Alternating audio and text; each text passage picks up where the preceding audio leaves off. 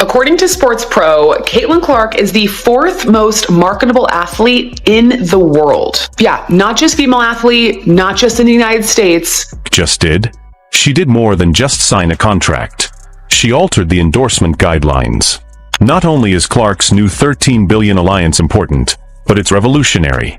But at this point, Clark makes some really noteworthy maneuvers, and things start to get really intriguing.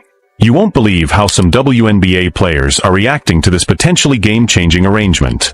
Watch this space as we explore the drama, including A.A. Wilson's reaction to women's basketball. If you appreciate this content, consider giving this video a like and subscribing to the channel. Believe it or not, more than 95% of viewers haven't subscribed yet. It's free and only takes a second, but it means the world to us. So, did you subscribe already? Great. Thank you so much for your support. Now, back to the Wilson basketballs in 40 minutes. I mean, what has A'ja Wilson done to say that she is worth every penny? And the Dreamer and Tribute editions are the perfect gift for fans because they will arrive in time for the holidays. Everyone is talking about this creative collaboration and captivating ad. Really smart, very cool video, lots of smiling face. Nike, however, made a mistake. When Wilson saw Caitlin Clark's potential early on, he made a bold, game-changing choice. Let's go back to when Wilson signed Clark. It was a very smart move. The WNBA star to a multi-year deal. She's the first female athlete to have her own collection with Wilson. And it will be built similar to Jordan's collection in the 1980s that included those signature himself. They took a significant risk. Everyone was discussing the accord on social media as soon as it was announced. Wilson had recently revolutionized women's athletics. Wilson's head of global partnerships said we haven't done a deal of this magnitude since we did one with Michael Jordan 30 to 40 years. This is a historic event. Caitlin Clark is now the second athlete in history to acquire a Wilson basketball, after Michael Jordan. Products, Caitlin Clark moves, merchandise, and here's what I was talking about too. They mentioned it here, where in September, Wilson dropped the first Clark-inspired basketball. It sold out in under 40 minutes. Tens of thousands of basketballs snapped up almost instant. Power and her skill on the court. Wilson is betting heavily on Clark, and it's paying off. And who she is and the opportunities that can bring. Fully, completely embraced her. Been great with their marketing. Product drops. I mean, I don't even know how many different basketballs now, but they've made multiple product drops with, limited quantity, I guess you could say. They're sold out right away. Clark is changing the game not just on the court, but also in marketing conferences and boardrooms around the sports. Wilson deal is only the beginning. Wilson and Clark are going to take things to the next level, but they will have a very passive impact on women's sports. Are you ready to see what happens next? Caitlin Clark recently made a big move with a $13 billion alliance. Here's the twist, though.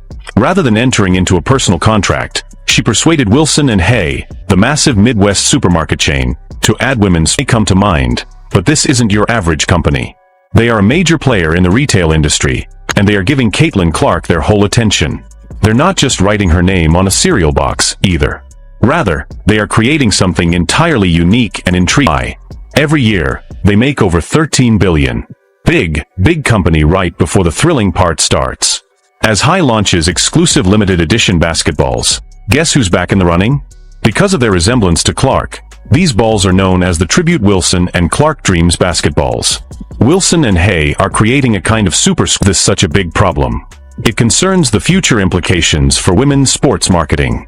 This kind of collaboration is groundbreaking and setting a new standard for how female athletes work with large corporations. Recall that they have supported Caitlin Clark at every stage, exhibiting their commitment to her journey from the start. During her time in Iowa, they donated to the Caitlin Clark Foundation, as you may remember, signing a contract. But she is also contributing to the production of products that tell her story. According to Wilson, each ball represents a distinct stage of Clark's development from her time at Iowa to her ascent to WNBA stardom. It makes sense because building a brand is more crucial than marketing. Sport Pro ranked her as the world's fourth most marketable athlete. This signify going forward. Maybe more companies will take similar risks, collaborate more imaginatively, and invest more in women's sports. Who knows? Maybe we won't be shocked by the figures the next time a female athlete gets a contract. Rather, we will be waiting of Wilson and Hay. But what about Nike? This is when things start to become interesting, even though you would think they would be all over this by now. Fans were left wondering where the Clark shoes, shirts, and massive marketing campaign were after Nike inked Clark to a $28 million contract, which seems unbelievable. However, the sports giant never exactly a secret that Clark is popular. Every day that Nike is unable to capitalize on Clark's star power is a day lost in the fast-paced world of sports marketing. Despite a 500% rise in her jersey sales, Nike isn't selling despite the willingness of fans to purchase. Insiders in the industry are also perplexed. They argue that Nike should introduce shoe lines, put Clark's face on billboards, and do other things, but they seem to have put her on the sidelines instead. Claims that Nike intends to prioritize A.A. Wilson's shoes over Caitlin Clark's, but from a marketability perspective, it is not possible.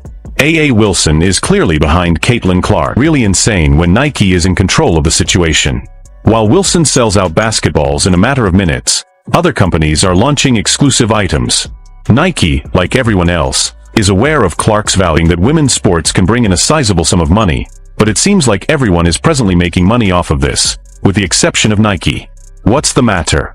Is Nike, the biggest brand in women's basketball, making a grave error, or do they have knowledge that we don't? Can you see yourself in the Nike boardroom at this moment?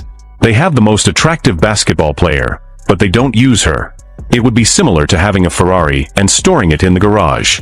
However, the narrative is still ongoing.